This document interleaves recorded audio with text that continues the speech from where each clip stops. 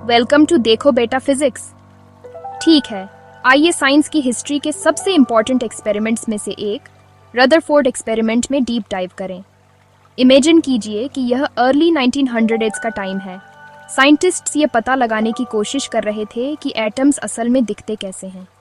इस पॉइंट तक ज़्यादातर लोग प्लम पुडिंग मॉडल में बिलीव करते थे। पॉजिटिव चार्ज के सिर्फ ब्लॉब्स थे, छोटे नेगेटिव इलेक्ट्रॉन अंदर फंसे हुए थे, जैसे पुडिंग में किशमिश।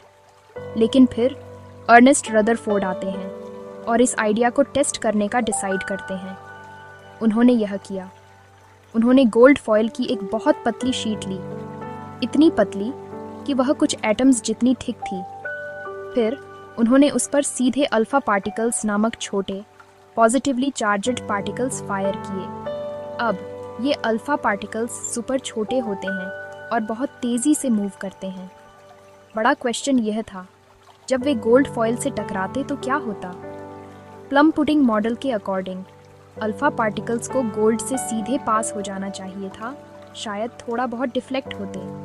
लेकिन रदरफोर्ड ने कुछ ऐसा देखा जो टोटली अनएक्सपेक्टेड था। ज़्यादातर पार्टिकल्स सीधे पास हो गए, लेकिन कुछ शार्प एंगल्स पर वापस उछल गए, जैसे कि वे किसी सॉलिड चीज़ से टकराए हों।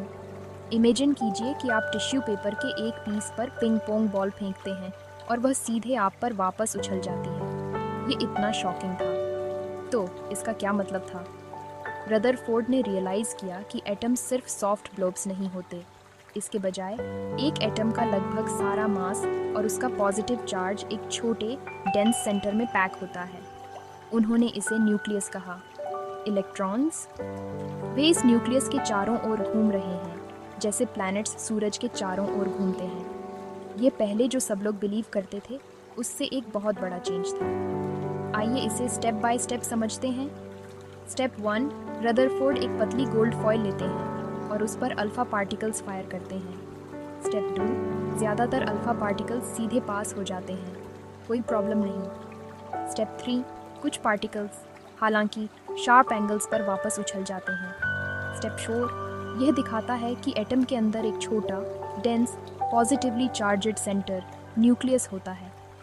इस एक्सपेरिमेंट की वजह से एटम का पूरा मॉडल चेंज हो गया। अब हम जानते हैं कि एटम्स ज़्यादातर खाली स्पेस होते हैं, जिसके सेंटर में एक छोटा हैवी न्यूक्लियस होता है। यह डिस्कवरी ने न्यूक्लियर एनर्जी से लेकर मॉडर्न केमिस्ट्री तक हर चीज़ का रास्ता खोल दिया।